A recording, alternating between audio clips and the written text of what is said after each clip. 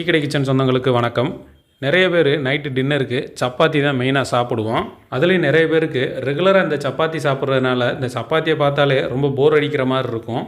அதனால் அந்த சப்பாத்தியை இன்னும் கொஞ்சம் டேஸ்ட்டாகவும் அதே நேரத்தில் போர் அடிக்காத அளவுக்கும் செய்கிற மாதிரி சூப்பரான ஒரு மாவு ரெடி பண்ணி அந்த மாவை வச்சு சப்பாத்தி எப்படி பெர்ஃபெக்டாக அதுவும் டேஸ்ட்டாக ஹெல்த்தியாக ரெடி பண்ணணும் அப்படிங்கிறது தான் இன்றைக்கி வீடியோவில் நம்ம பார்க்க போகிறோம்.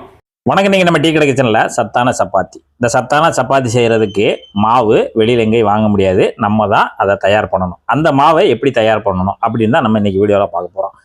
அதுக்கு இன்றைக்கி நம்ம 1 கிலோ கோதுமை வாங்கியிருக்கோம். கோதுமை வந்து கடையில் தான் வாங்கியிருக்கோம். நல்ல சுத்தமான கோதுமை, கடையிலேயும் 1 கிலோ வாங்கியிருக்கோம். இந்த 1 கிலோ கோதுமையை இந்த மாதிரி ஒரு பெரிய தட்டில் நம்ம தட்டிக்கலாம்.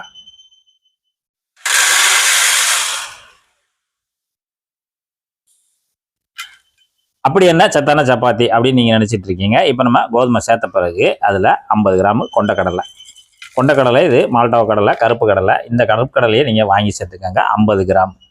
கொண்டக்கடலை மாதிரியே இது சோயாபீன்ஸு ஒரு 50 கிராம். அதையும் நம்ம உள்ளே சேர்த்துக்கலாம். சோயா வந்து இது நம்ம காஞ்சது சூப்பர் மார்க்கெட்லேயே கிடைக்கும். 1/4 கிலோ 1/2 கிலோ பாக்கெட்டில் கிடைக்குது. நீங்கள் அதையே வாங்கி ஒரு 50 கிராம் சேர்த்துக்கலாம். அதோடு சேர்த்து ஒரே ஒரு டேபிள் ஸ்பூனு வெள்ளை உளுந்து 1 டேபிள் ஸ்பூன் அதையும் உள்ளே சேர்த்துடலாம். சீரகம், கடைசியாக சீரகம் ஒரே 1 டீஸ்பூன் அதையும் நம்ம இதில் சேர்த்துடலாம். சத்தான சப்பாத்தி மாவுக்கு நம்ம சேர்க்க வேண்டிய பொருள்லாம் சேர்த்துட்டு இந்த தட்டிலே நல்லா கலந்து வச்சுருங்க. கலந்து வச்சுட்டு நல்லா வெயிலில் வச்சு நல்லா காய வச்சுட்டு நம்ம இதை வந்து அரவையில் கொடுத்து நல்லா சப்பாத்தி மாவை பார்த்து நல்லா நைஸாக அரைச்சி வாங்கிட்டு வந்துடலாம். இப்போ அரைச்சி வாங்கிட்டு வந்த பிறகு நம்ம அந்த சப்பாத்தியை என்னமெல்லாம் சேர்த்து நம்ம அதை சப்பாத்தியாக ரெடி பண்ணணும் அப்படின்றத அதுக்கப்புறம் பார்ப்போம். இப்போ சத்தான சப்பாத்தி மாவு நம்ம அரவையில் கொடுத்து நல்லா அரைச்சி ஆற வச்சு எடுத்துகிட்டு வந்தாச்சு. எடுத்து பார்த்தீங்கன்னா நல்லா நைஸாக இந்த மாதிரி அரைச்சி வாங்கிட்டு வந்துடணும். இப்போ அரைச்சி எடுத்துகிட்டு வந்ததில் நம்ம எந்த அளவுக்கு எடுத்து நம்ம அந்த ஒரு சத்தான சப்பாத்தி பண்ணலாம்னு சொல்லி பார்ப்போம். இப்போ செய்கிறதுக்கு ஒரு பாத்திரத்தை எடுத்துட்டு அது மேலே ஜல்லடையை வச்சுருங்க. ஜல்லடையை வச்சுட்டு நம்ம இதில் தேவையான அளவு மாவு எடுக்க போகிறோம். மாவு வந்து நான் வந்து 2 கப் எடுக்க போகிறேன். அதாவது மெஷர்மெண்ட்டில் 2 கப்பு. வெயிட்டில் வந்து நமக்கு ஒரு 300 கிராம் இருக்கும். இப்படி அரைச்சி வச்சுக்கிட்டோம்னா நம்ம தேவையானப்போ கொஞ்சம் கொஞ்சமாக நம்ம வாட்டில் சத்தான சப்பாத்தியாக நம்ம சுட்டு எடுத்துடலாம். இப்போ இதை ஒரு தடவை நல்லா ஜலிச்சுட்டு எடுத்துருவோம். நீங்கள் அரைச்சிட்டு வந்து ஒரு தடவை மொத்தமாக கூட ஜலிச்சுட்டு அள்ளி வச்சுக்கிட்டு அப்புறம் தேவையானப்போ நம்ம எடுத்து பயன்படுத்திக்கலாம். அவ்வளோதான், நல்லா சலிச்சாச்சு. இது மாதிரி சின்ன சின்ன ஏதாவது பிசுறு இருக்கும், அதுக்காக தான் நம்ம இந்த இடத்துல சலிச்சுட்டு எடுத்துருக்கோம். ஜலிச்சு வச்ச மாவில் ஒரு 1/4 டீஸ்பூனு தூளுப்பு, எண்ணெய் 1 டீஸ்பூனு. எண்ணெய் வந்து ஆப்ஷனல் தான். எண்ணெய் வந்து நம்ம ஊற்றி மாவு பிசையும் போது நமக்கு நல்ல ஒரு சாஃப்ட்னஸ் கிடைக்கும். அதுக்காக தான் இந்த இடத்துல எண்ணெய் சேர்த்துருக்கோம். நீங்கள் நெய் கூட சேர்த்துக்கலாம். இப்போ நம்ம ஒரு தடவை இந்த மாவோட எல்லாத்தையும் நல்லா கலந்து பிசைஞ்சு விட்டுடலாம். எண்ணெயும் உப்பும் இந்த மாவில் நல்லா இது போல் பிசைஞ்சு விட்டுருங்க. இந்த அளவுக்கு பிசைஞ்சு முடிச்சுட்டு தண்ணி வந்து சூடான தண்ணி தான் ஊற்றணும். சூடான தண்ணி ஒரு 100 ml சேர்த்துக்கலாம். சூடான தண்ணி ஊற்றி பிசையும் போது நமக்கு மாவு நல்லா சாஃப்ட்னஸ் கிடைச்சிடும். நல்லா சூடான தண்ணி தான். லேசாக நீங்கள் ஒரு ஸ்பூன்கிட்ட கூட கலந்து கொடுத்துட்டு அதுக்கப்புறமா கை வச்சு பிசைஞ்சிக்கலாம். அடுத்து ஒரு 50 ml.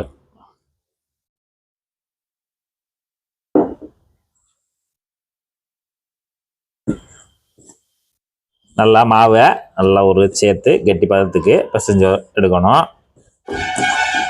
இந்த மாவுக்கு மொத்தமாக தண்ணி நமக்கு ஒரு 150லேருந்து ஒரு 200க்குள்ளே தேவைப்படும். நீங்கள் பார்த்து கொஞ்சம் கொஞ்சமாக தெளித்து விட்டு இது போல் நல்லா கெட்டியாக பிசைஞ்சு விட்டுறணும்.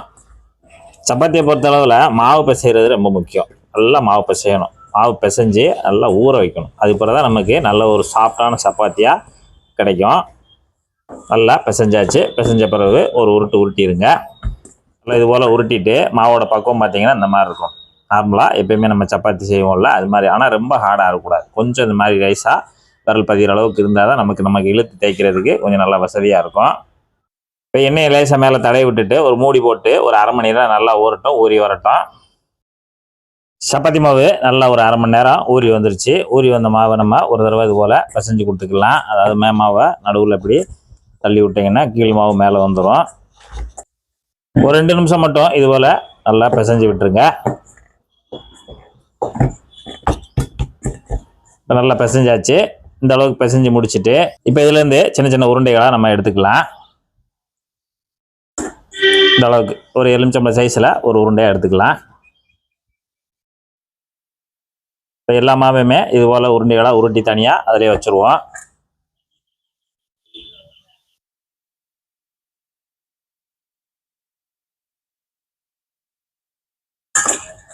கட்டிங் டேபிளில் நம்ம ஏற்கனவே வச்சுருக்கக்கூடிய மாவில் கொஞ்சம் லேசாக மட்டும் தூவி விடுங்க. தூவி விட்டுட்டு நம்ம உருண்டைகள் செய்து வச்சுருக்கோம்ல அந்த உருண்டைகளை லேசாக அது போல் நல்லா வட்டமாக்குங்க.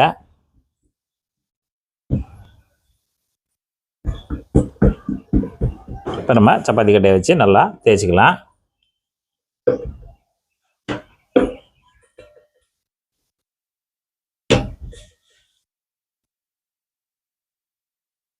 இதுபோல் நல்லா நைஸாக தேய்ச்சிக்கோங்க. இதுபோல் நல்லா நைஸாக தேய்ச்சிக்கோங்க.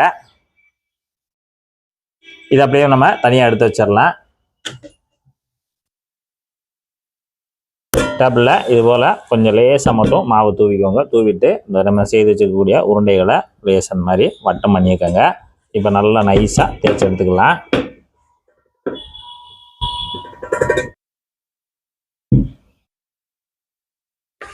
சப்பாத்திக்கு நல்லா தேய்ச்சி வச்சுருக்கோம். இப்போ நம்ம சப்பாத்தியாக சுட்டு எடுக்க போகிறோம். அதுக்கு நம்ம அடுப்பில் வந்து இந்த மாதிரி பெரிய தோசைக்கல்லை எடுத்து வச்சுட்டோம். நீங்கள் எதுவாக இருந்தாலும் எடுத்துக்கோங்க. இரும்பு கல், நான்ஸ்டிக் எதுவாக இருந்தாலும் எடுத்துக்கோங்க. இப்போ நம்ம கல் சூடாகட்டும். சூடாகும்போது இப்போ நமக்கு கல் சூடாயிருச்சு. நான் வந்து ஆரம்பத்தில் எண்ணெய் எதுவும் போடலை, கல் மட்டும் சூடாகிருக்கு. இப்போ நம்ம தேய்ச்சி வச்சுக்கூடிய இந்த சப்பாத்தியை நம்ம அப்படியே இதில் போட்டுடலாம்.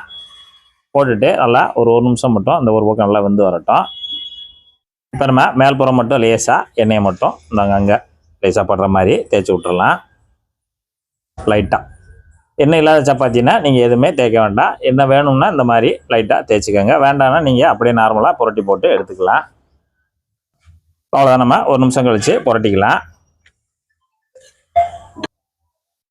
புரட்டி போட்ட பிறகு லேசாக தேய்ச்ச மாதிரி அங்கங்கே லைட்டாக எண்ணெய் போடுற மாதிரி லைட்டாக மட்டும் தேய்ச்சி கொடுங்க.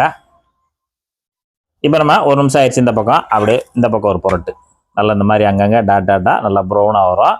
ப்ரௌனாக வந்தோடனே நமக்கு ஏற்கனவே நைஸாக தேய்ச்சிருக்கோம். அதனால் மீடியமான ஹீட்டில் வச்சு இங்கிட்ட ஒரு நிமிஷம் அங்கிட்ட ஒரு நிமிஷம் நல்லா பரட்டி விட்டு ஒரு 2லேருந்து ஒரு 3 நிமிஷம் தான் நமக்கு இந்த ஒரு சப்பாத்தி ரெடியாக டைம் எடுக்கும். இப்போ நமக்கு சப்பாத்தி தயாராகிடுச்சு. நம்ம எடுத்துடலாம்.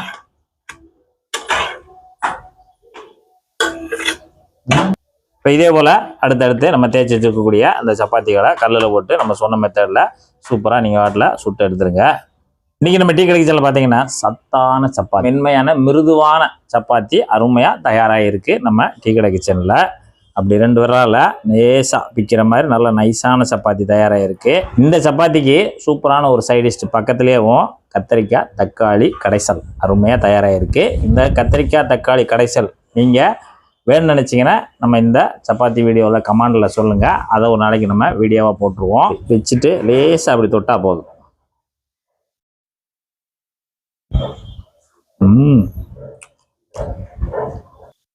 மென்மையான சப்பாத்தி, சூப்பரான சைடிஷ்டு. இது கத்திரிக்காயில் தான் பண்ணமானு வீட்டில் யாருக்கும் தெரியாது. அந்த அளவுக்கு அருமையாக இருக்குது. இதே போல் இதே மெத்தடில் நீங்களும் ஒரு சூப்பரான ஒரு சப்பாத்தி செய்து சாப்பிட்டு பார்த்துட்டு எப்படி வந்தன்றதை மறக்காமல் கமெண்ட்ல சொல்லுங்கள். நன்றி, வணக்கம்.